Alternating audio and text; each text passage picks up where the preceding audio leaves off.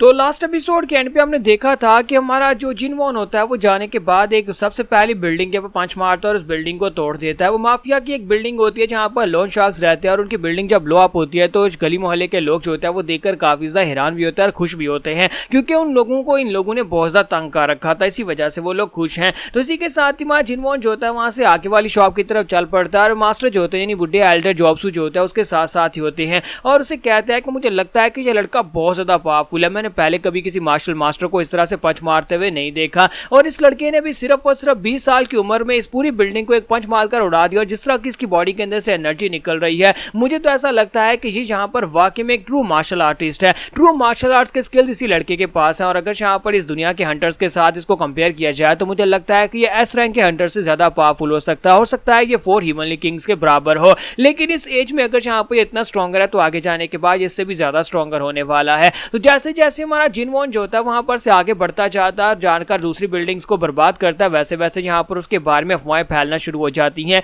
कि अचानक से यहाँ पर इस गांव के अंदर एक फियरलेस यंग हीरो आ गया है जिसने अपने चेहरे के ऊपर मास्क लगाया हुआ है और वो आकर इन लॉन शार्क्स की बिल्डिंग्स को तबाह कर रहा है। जिनवॉन एल्डर से कहता है कि मास्टर अगली बिल्डिंग तक मुझे लेकर चले, तो एल्डर से कहते हैं हाँ क्यों नहीं बच्चे, मैं तुम्हें अगली बिल्डिंग तक ले चलता हूँ और इसी के साथ ही वो लोग वहां पर से आगे की तरफ चलना स्टार्ट करते हैं। तो एल्डर से कहता है कि जैसा कि मुंडो ने वहां पर कहा था कि यहाँ पर इस जगह के पास सिर्फ और सिर्फ पावर की ही वैल्यू है, अगर यहाँ पर उनके पास माना स्टोन्स हैं तो माना स्टोन्स की मदद से वो लोग कुछ भी कर सकते हैं। हंटर एसोसिएशन और दूसरी तरफ से यहाँ पर ये जो ह्यूमनली 4 किंग्स हैं वो सभी लोग यहाँ पर इन माना क्रिस्टल्स की जितनी भी सप्लाई है सभी को पूरी तरह से रिस्ट्रिक्ट करते हैं और उसे अपने कंट्रोल में रखते हैं। फिर मुझे समझ नहीं आ रही कि ये सारे के सारे माफिया के लोग आए जहाँ पर इन माना क्रिस्टल्स की तस्करी कैसे कर रहे हैं। एल्डर से कहता है कि लड़की अगर वाकई में मोंडू की बात सच है, अगर यहाँ पर रेड ब्लड गार्ड जो है वो यहाँ पर इनके पीछे है, रेड ब्लड अलायंस के और इन माफिया के लोगों के पीछे है, तो मुझे लगता है कि ये कोई आम सी क्रिमिनल माफिया की कोई बैटल नहीं होने वाली, बल्कि ये बहुत ज्यादा खतरनाक हो सकता है। वो 4 ह्यूमनली किंग्स में से एक है और 4 ह्यूमनली किंग्स इतने पावरफुल है कि वो एस रैंक के हंटर्स को हरा चुके हैं। तो इसका मतलब यह है कि तुम्हें यहाँ पर पूरी तरह से तैयार होना पड़ेगा।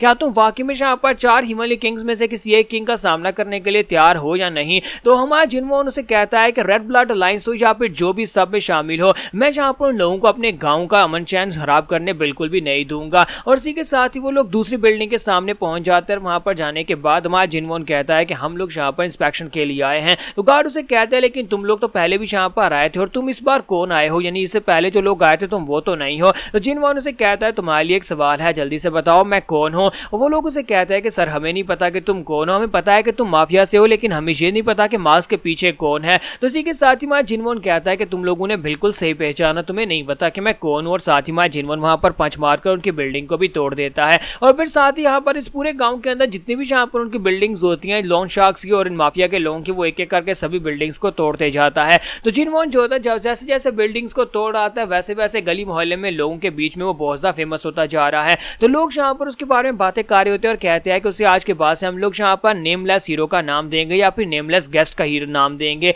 क्योंकि वो एक ऐसा मास्टर है जो पता नहीं अचानक कहां से निकला और उसने आकर हम सभी लोगों के लिए इस माफिया को खत्म कर दिया है। वो माफिया की बिल्डिंग्स को टारगेट कर रहा है ताकि माफिया को हमेशा के लिए खत्म किया जा सके। तो सभी लोग उसकी तारीफें करना शुरू कर देते हैं और कहता है कि एक बंदा यहाँ पर अचानक से आता है और आकर हमारी मदद करना शुरू कर देता है, तो हमें यहाँ पर उसे ट्रिब्यूट देने चाहिए। आज के बाद हम लोग यहाँ पर उसे हीरो ही कहेंगे, हम लोग उसे यहाँ पर नेमलेस हीरो कहेंगे, क्योंकि वो मास्क पहनता है और अपनी आइडेंटिटी किसी को बताना नहीं चाहता, इसी वजह से हम लोग उसे नेमलेस हीरो कहेंगे। और हम लोग आज के बाद से यही कहेंगे क्योंकि वो हमारे लिए एक बहुत ही बड़े हीरो की तरह है, वो किसी वरदान से कम नहीं है। उसने यहाँ पर आने के बाद हमारे लिए जो कुछ भी किया उसके बाद से उसका नाम लेना तो बनता है। और हमें लगता है कि हमारे गांव के पास भी अब अपना एक एस रैंक का हीरो आ गया, क्योंकि एस रैंक के हीरोज बहुत ज्यादा कम हैं। तो इसी के साथ ही जब ये लोग यहाँ पर बातें कर रहे होते हैं और उसे वहां पर नेमलेस हीरो कह के पुकार रहे होते हैं, तो वहीं पर साइड के ऊपर मास्क पहने हुए माफिया के लोग होते हैं जो उनकी बातें सुन रहे होते हैं। और जो माफिया के लोग जो होते हैं पहले से यहाँ पर काफी ज्यादा गुस्से में थे स्लेव मार्केट वाले उस किस्से की वजह से, इसी वजह से वो लोग वापस जाते हैं और जाकर अपनी जितनी मीटिंग होती है उसमें सारी बात रखते हैं। उनका एक लीडर होता है जो कि उनसे कहता है कि मैंने सुना है कि साउदर्न ब्रांच के 8 किंग्स उनको वाइप आउट कर दिया गया है और नॉर्थ की तरफ 7 किंग्स थे, उन सभी को भी डिस्ट्रॉय कर दिया गया, यानी कि उनकी बिल्डिंग्स को तबाह कर दिया गया और उनका धंधा वहां पर ठप हो चुका है, हमें इससे बहुत ज्यादा नुकसान पहुंचा है। तो ये यहाँ पर माफिया का रैंक नंबर 2 होता है और लोगों से कहता है कि मुझे यहाँ पर इस सब के बारे में अच्छी तरह से पता है ये सब कुछ क्या हो रहा है, लगता है कि हमारे अपने ही बीच में कोई ऐसा गद्दार है जो ये सब कुछ कर रहा है, क्योंकि हमें पता चला है कि वो बंदा जो भी है वो चेहरे के ऊपर मास्क पहनता है और मास्क पहनकर जाकर ये सब कुछ कर रहा है। तो लगता है कि हम सभी में से कोई गद्दार है। तो वो सभी लोग अपने मास्क उतार रहे थे तो कहते हैं कि तुम यहाँ पर क्या बकवास किए जा रहे हो, हम में से कोई गद्दार कैसे हो सकता है, हम सभी लोग यहाँ पर माफिया के और रेड ब्लड अलायंस के साथ हम लोग ऐसा बिल्कुल भी नहीं कर सकते। तो इसी के साथ ही नंबर 3 जो होती है वो कहती है कि मुझे लगता है कि तुम सभी लोग यहाँ पर बस ओवर हाइप कर रहे हो, तुम्हें यहाँ पर इस तरह से ड्रामा करने की जरूरत नहीं है। अगर वाकई में यहाँ पर ऐसी बात है तो मुझे लगता है कि तुम लोग बेवकूफ हो। किसी ने यहाँ पर हमारे जैसा यूनिफॉर्म क्या पहन लिया और मास्क क्या पहन लिया, तुम्हें लगता है कि हम में से कोई एक यहाँ पर गद्दार हो सकता है? मुझे ऐसा नहीं लगता। तो नंबर 3 जो होती है वो नंबर 2 से कहते हैं कि और वैसे भी ये तो तुम्हारी रिस्पॉन्सिबिलिटी बनती है ना सियोन वोन, ये तुम्हारी रिस्पॉन्सिबिलिटी उस एरिया को मैनेज करने की, और अगर तुम यहाँ पर उस एरिया को मैनेज नहीं कर पा रहे तो ये तुम्हारी और तुम्हारी गलती है। तुम्हारी रिस्पॉन्सिबिलिटी थी लेकिन तुम अपना काम ठीक से नहीं कर पा रहे। तो इसी के साथ ही वो सभी लोग अब यहाँ पर एक दूसरे के ऊपर ही सवाल उठाना शुरू कर देते हैं, जबकि नंबर 3 जो होती है वो जानबूझकर यहाँ पर नंबर 2 के ऊपर इल्जाम लगा रही होती है क्योंकि उसे उसकी पोजीशन चाहिए। तो उनका लीडर उनसे कहता है कि तुम सभी लोग यहाँ पर शांत हो जाओ, मुझे लगता है कि तुम में से कोई भी यहाँ पर उस बंदे के बारे में नहीं जानता, और साथ ही मुझे नहीं लगता कि वो बंदा हम में से है, वो कोई और है जो कि अपने चेहरे के ऊपर मास्क लगाकर ये सब कुछ कर रहा है। इसलिए तुम्हें यहाँ पर आपस में लड़ने की जरूरत नहीं है। क्योंकि नंबर 3 बार बार यहाँ पर नंबर 2 के ऊपर सवाल उठा रही होती है और कहती है कि ये बिल्कुल ही किसी काम का नहीं है, ये यहाँ पर एक लड़के को भी नहीं पकड़ पाया जो कि यहाँ पर हमारी बिल्डिंग्स को तबाह कर रहा है। वो जो भी है, वो जिसने भी यहाँ पर ये सब कुछ किया, हमें इससे बहुत ज्यादा नुकसान पहुंचा। अगर मैं इसकी जगह के ऊपर होती तो मैं इस मिशन को बड़ी आसानी से पूरा कर लेती। मैं उस बंदे को पकड़ लाती, उस चूहे को जो भी यहाँ पर मास्क लगाकर छुपा हुआ है, मैं उसे पकड़ कर लेकर आती और आपके सामने लाकर रखती, क्योंकि मुझे पूरा भरोसा है अपनी एबिलिटीज के ऊपर,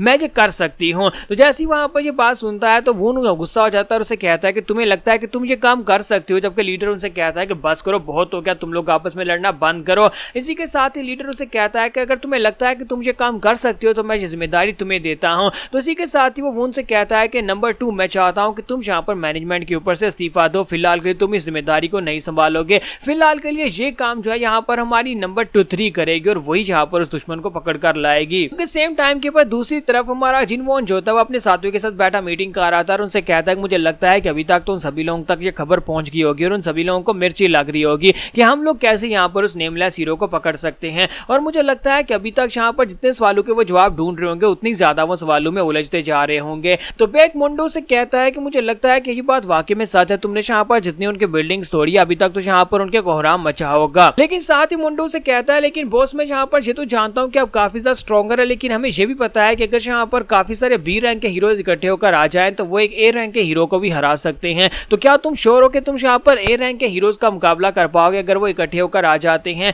तो हमारा जिनवॉन उसे कहते हैं तुम्हें परेशान होने की जरूरत नहीं है, अगर यहाँ पर 100 के बराबर भी चिड़ियां इकट्ठी होकर आ जाएं तभी वो यहाँ पर मेरे जैसे टाइगर का कुछ नहीं बिगाड़ सकती। तुम्हारा मुंडो सोच रहा होता है कि आज यहाँ पर मेरा बॉस कितना स्ट्रॉन्गर है जो यहाँ पर बी रैंक के हीरोज को और ए रैंक के हीरोज को चूंटी कह रहा है। क्या इसे जरा सा भी आइडिया है कि यहाँ पर जो किसके बारे में बात कर रहा है? वो हीरोज बहुत ज्यादा पावरफुल, उनके स्किल्स भी काफी ज्यादा अजीब होते हैं और ऊपर से यहाँ पर इसे लगता है कि शायद ये 4 हेवनली किंग्स में से एक है। फिर साथ ही वो कहता है चलो छोड़ो इस बात को, वो उससे पूछता है कि बॉस मुझे एक बात तो बताओ कि हम लोग यहाँ पर इस महा गिल्ड के बाहर क्यों आए हैं? तो हमारा जिनवॉन उसे कहता है कि हमें यहाँ पर अब नेमलेस हीरो के लिए गिल्ड भी तो चाहिए और मुझे लगता है कि यहाँ पर ये लो लाइव्स का गिल्ड हमारे लिए बिल्कुल परफेक्ट रहेगा। मैं इस गिल्ड को टेक ओवर करने वाला हूँ ताकि यहाँ पर कम से कम अगर मुझे कोई ढूंढने के लिए आए तो उसे ढूंढने के लिए कोई लोकेशन तो मिले। तो यहाँ पर हमारी एपिसोड 13 का एंड करेंगे और नेक्स्ट एपिसोड में देखेंगे क्या जिनवॉन इतनी आसानी के साथ महा गिल्ड के ऊपर कब्जा कर पाएगा या नहीं।